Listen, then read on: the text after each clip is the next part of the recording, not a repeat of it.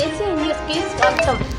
నెల్లూరు జిల్లా దగదర్తి మండలము నారాయణపురంలో పేదల భూములపై వివాదం తెరపైకి వచ్చింది. దాదాపు 150 ఎకరాల భూమిని 30 మంది మత్స్యకారులు పేదల రైతులకు 1997లో జీఓఎంఎస్ నెంబర్ 22 ప్రకారము ప్రభుత్వం కేటాయించిందని న్యాయవాది సామాజికవేత్త ఏర్ల వెంకటరమణయ్య తెలిపారు. ఈ సమస్యపై జిల్లా కలెక్టర్కు వినతిపత్రము అందజేశారు. సందర్భంగా ఆయన మాట్లాడుతూ రీసర్వే పేరుతో లబ్ధిదారుల పేర్లను రికార్డుల నుంచి తొలగించారని ఆరోపించారు.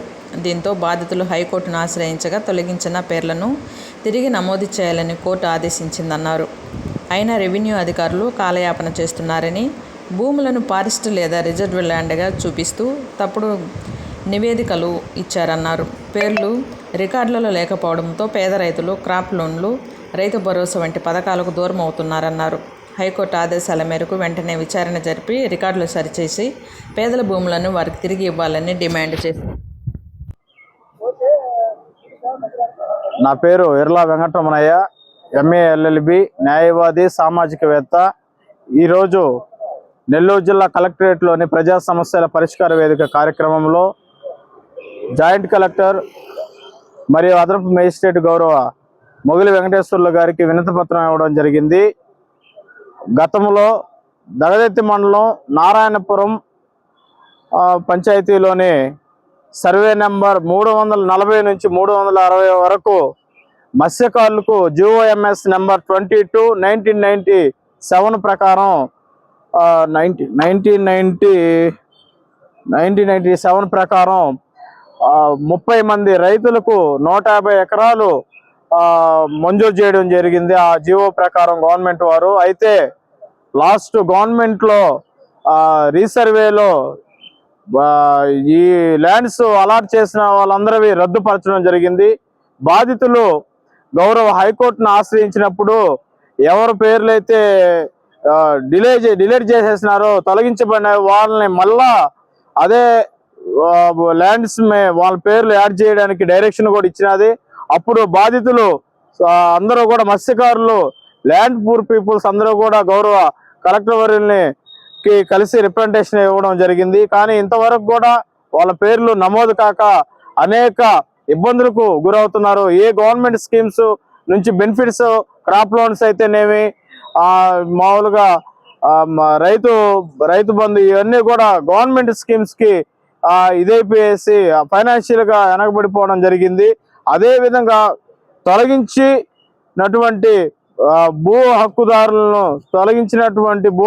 పేర్లు తొలగించి రద్దు చేసినటువంటివి మరలా పునరావృతం అటువంటి రిమార్క్స్ జరగకుండా అవి ఎన్ఆర్స్మెంట్లో ఏమి ఇచ్చినా అంటే రెవెన్యూ రిపోర్ట్స్లో కింద స్థాయి అధికారులు ఫారెస్ట్ భూమి, రిజర్వ్డ్ భూమి అనేటువంటిది ఇచ్చినారు. కానీ హైకోర్టు డైరెక్షన్స్ ప్రకారమే ఇంప్లిమెంట్ చేసి హానెస్ట్గా, జెన్యూన్గా రిపోర్ట్స్ను రెడీ చేసి ఎవరైతే ల్యాండ్ పూర్ పీపుల్స్ ఉన్నారో మత్స్యకారులకు వాళ్ళకి మరలా 150 ఎకరాలు ల్యాండ్స్ని అలాట్ చేసే విధంగా చర్యలు తీసుకోమని వినతిపత్రం ఇవ్వడం జరిగింది. ఇమీడియట్గా సారు గతంలో జరిగిన రీసర్వే అవకతవకలపై పూర్తి విచారణ జరిపి బాధితులకు ఆ ల్యాండ్ని అలాట్ చేసే విధంగా చర్యలు తీసుకుంటామన్నందుకు ప్రత్యేక ధన్యవాదాలు తెలియజేసుకుంటున్నాం.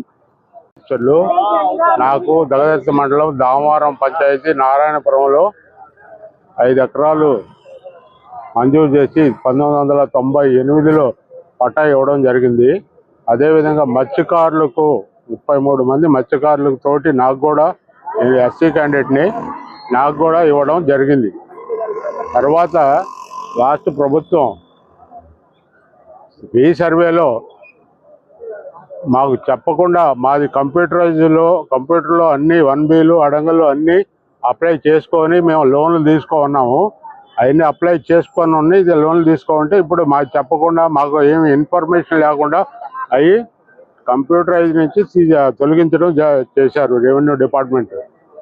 దానికోసం మేము 2 సంవత్సరాలుగా మాకు అడంగలు, 1Bలు, పట్టా పాస్బుక్లు, ఈ లేటెస్ట్గా వచ్చిన పట్టా పాస్బుక్లు ఇవన్నీ మాకు ఇవ్వాలని చెప్పేసి లేటెస్ట్గా కలెక్టర్ గారిని, 2-3 కలెక్టర్లని, ఎంఆర్ఓలని కలవడం జరిగింది. ఈరోజు కూడా జాయింట్ కలెక్టర్ గారిని కలిసి అర్జీ ఇచ్చాం. సారు దాన్ని స్పందించి దానికి పరిష్కారం అర్జీలో రాయడం జరిగింది.